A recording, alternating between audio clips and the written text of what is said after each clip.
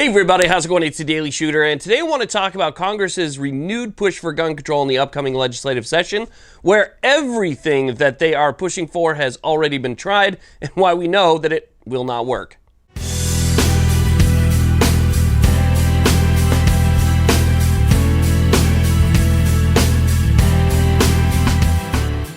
Okay, so Congress is back in session, and what's one of the first things on the agenda?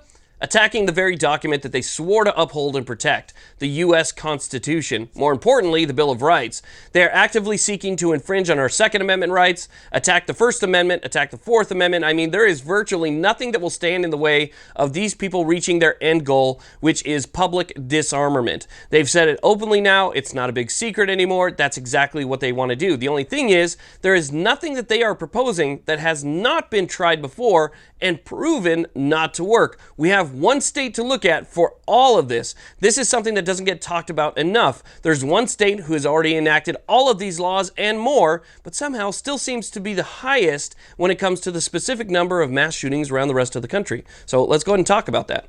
Okay, so let's go ahead and talk about some of those gun control proposals that are being brought forward in Congress right now, and we'll do a comparison between those proposals and what's already taken place in California, because California is the perfect blueprint for exactly what's going on right now on a national level. If we take a look at some of these things that are being proposed, you'll see that they've already been in the works in California for a significant amount of time. So let's talk about red flag laws. They want to propose national red flag law. California already has a red flag law. They're also talking about magazine limitations. California has 10-round capacity magazine limitations. They're talking about assault weapons ban. California already has an assault weapons ban. They're talking about national registry. Well, California already has universal background checks, and you have to register every single firearm that you bought past a specific date. They already have that. All of the things that are being proposed in Congress right now are already in existence in California, including a buyback.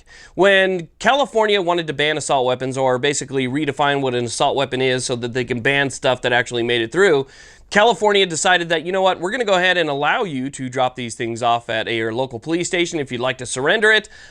You can also change its configuration to make it compliant, or you can just go ahead and register them. There were some localities that were offering buyback programs and incentives where you get like gift cards to a grocery store or something in exchange for your firearm. So we had buyback programs on a local level there. So all of these things that we're seeing right now have already taken place in the state of California. But what did we get for that? Remember, the politicians are saying that everything that they're proposing, all this common sense legislation that they're proposing, is meant to help curb violence. So they're saying that if they enact these things, and if they were able to enact all of them, we'd see a drop in violence in our country. But if we take a look at some of the stats in California, California actually leads the way in mass shootings. So let's go ahead and talk about some of those stats real quick. Now, the stats that we're going to be using today come from an online web source called Statista. Statista says that in order to qualify as a mass shooting, there must be at least 4 or more victims per incident. And that's what they would use to qualify it in order to populate their statistics. Now, according to their statistics, which run from 1989 to 2019, so basically when gun control really started to get bad in California to present day where the Second Amendment pretty much doesn't exist, California doubles the next state in terms of mass shootings.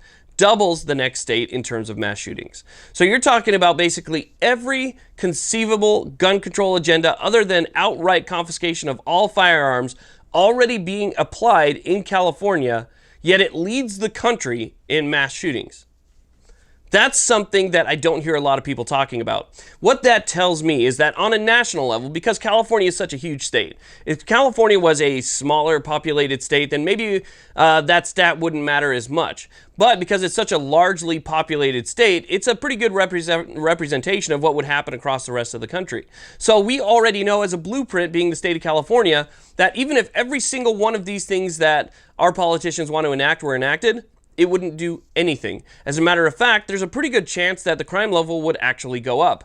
You have to remember that once a criminal knows that the person that he's going to attack is unarmed, he has a higher likelihood of attacking that person because he knows that he has the advantage. So if you disarm people, and the criminals are obviously not going to disarm because they're not law-abiding to begin with, if you disarm the law-abiding, then it's the non-law-abiding that are going to take over, and you're going to see these stats change. So if a guy like me can look at California and see actual physical proof that these gun control initiatives will not work, why are they still proposing them? Well, they're proposing these gun control initiatives for several different reasons. One, they feel like it gives them the moral high ground, and if they have the moral high ground, then they feel that they can get away with pretty much everything. Remember that their main goal is complete disarmament.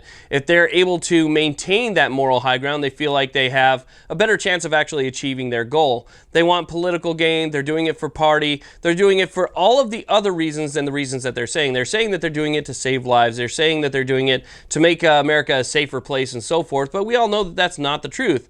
When they came out and said that outright, we want to ban these firearms, that's what they want to do. That is what's really on their minds. They're not going to tell you that, but that's the end game. Now, there's a lot of people out there who say, you know what, the time for talk is over, and they might be right. I mean, think about Dianne Feinstein. She's a career politician, and a long time ago she said, you know what, if she could, she would ban them all. She would say, Mr. and Mrs. America, turn them all in. That's what she's been saying for the longest period of time. You don't think that she's gotten 100,000 phone calls since she said that one statement from her constituents? Yeah, I'm sure she has, absolutely. Has it changed her mind at all? Not even a little bit. Does that mean we should stop calling? No, absolutely not. We still have to call. We still have to pester. We still have to let these people know that are supposed to be our representatives in government how we feel about things. That's what it's all about. It's not saying, well, she's not going to change her mind, so I'm not going to do it. You still got to make the phone call and let her know where you stand on this. If she thinks she has 100% complete control over that particular topic, then it's just going to be a smooth breeze for her. We don't want it to be a smooth breeze. We want it to be a fight, right? The most important thing that we can do right now is to donate to Second Amendment foundations. So we have the Firearms Policy Coalition, which is a big sponsor of this channel, but they are absolutely my favorite when it comes to fighting the Second Amendment. There are other great organizations that are out there, Gun Owners of America, and other organizations that you should be donating to for sure. But Firearms Policy Coalition is actually in Washington this week. As a matter of fact, they've been in Washington for a while now, and they've been talking to senators about the upcoming legislation and trying to change their mind about red flags, trying to change their mind about all of these different things that are coming down, and trying to get them on board with the Second Amendment and really try to educate them on what the Second Amendment actually means. So you have Craig DeLuz, who is up there. He's meeting with all these different people. He's trying to change minds. He's trying to talk and really influence people on our behalf. Okay? Craig DeLuz and the Firearms Policy Coalition, they are unelected people who are fighting for our civil rights. Okay, this is a civil rights organization, and so they're taking the money that we donate and they're putting it to good use by going up there and by fighting for us every single day. So that's what I would say you do. Yeah, give a phone call, even if it's not going to help. Just give a phone call and voice your opposition to these things. That's it. It takes just like a minute or two. I've sent out 1,000 phone calls now, even though I've never gotten a response. That's pretty much how it goes. But I still send out 1,000 phone calls voicing my opposition. But I'll tell you what, donating to these groups that are fighting for us right now, that's the way that we're going to get things done. Otherwise, these politicians are free to do whatever they want because there really is no recourse for them. And they could say they're going to, they swear to uphold the Constitution and protect the Constitution of the United States, but when they don't, where's the recourse? I don't see any recourse. There's nothing that we can do to fight back against these people who have basically folded on their oath. So anyway, I want to thank you all very much for watching, but beware, these are things that are coming down the pipeline right now. This is what they're trying to push through, and if it makes it to the president's desk and it seems like one of those things that they keep calling reasonable, then he may sign it.